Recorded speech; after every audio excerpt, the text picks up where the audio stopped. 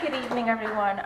I'll apologize in advance for reading off my notes. I'm in the middle of finals, so I don't want to start talking about something else. I think this goes very well with what Alana was talking about, the moment in which the organization kind of realized that they wanted to go in the human rights direction. And everyone in life has those, what my mom calls spark moments, moments where you can look back and pinpoint the exact seed that started it all. It can be something as simple as the first time you watch a movie or documentary and realize that, you yourself want to tell your story, your history in a certain way. That was the spark moment of one of my female students at a local orphanage in Jordan. That was what she told me when I asked her what her passions were. And oftentimes these spark moments release a light that you can kind of trace throughout your life. Other times it remains a little bit more hidden and you have to discover it once again years later. But for me, that spark really started, was first born with what was then called Children's Movement for Creative Education, now Generation Human Rights, in a small public school in Washington Heights in New York. And it really started when I learned about the Bosnian War and the trauma relief program that Children's Movement was taking part in with Bosnian students that had lived through the Bosnian War.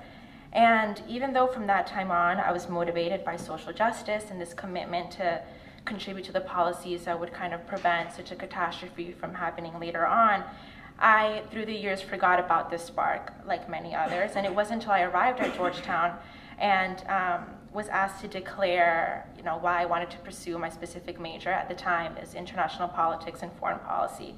And it wasn't until I had sat down with this paper in front of me and I had to explain why I wanted to pursue it that I really went back and thought about, when that spark moment was for me. And I'll just read you guys a little excerpt of what I wrote.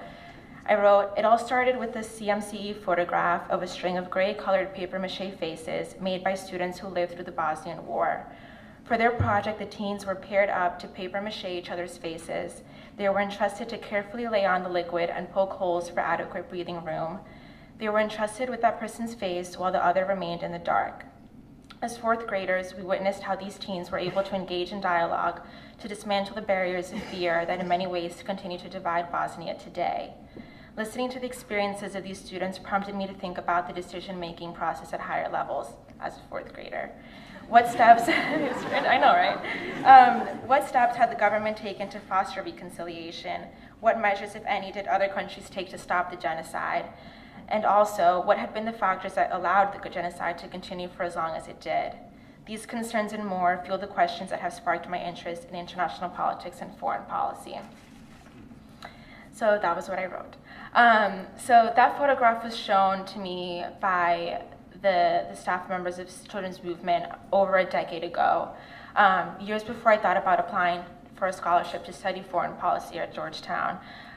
Years before I thought about starting a telling history project at Georgetown that would focus on providing the space for discussion about human rights outside of the classroom, which we oftentimes don't do unless we're in a course that requires us to do so. It's a club that within a week gained slightly over a dozen, up to 20 members, seeking to bridge their passion for social justice and human rights with the curriculum of the Telling History project in order to promote awareness amongst the student body. This was also years before I thought about applying to the prestigious Pickering Fellowship to enter the ranks of the U.S. Foreign Service, and years before I thought about applying to Columbia University for my master's in international affairs, concentrating in international security and conflict resolution. I don't know, maybe this was all part of Alana's master plan from day one, but I didn't see any of that coming back then. And I think that that's actually the most meaningful part of it all to me.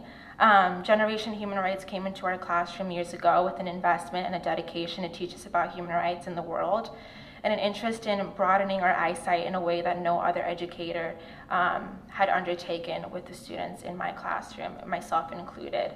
And with Generation Human Rights, I learned the value of such dedication, the interdependence of our global societies, as Ron mentioned, and the possibility of getting things done on a local level.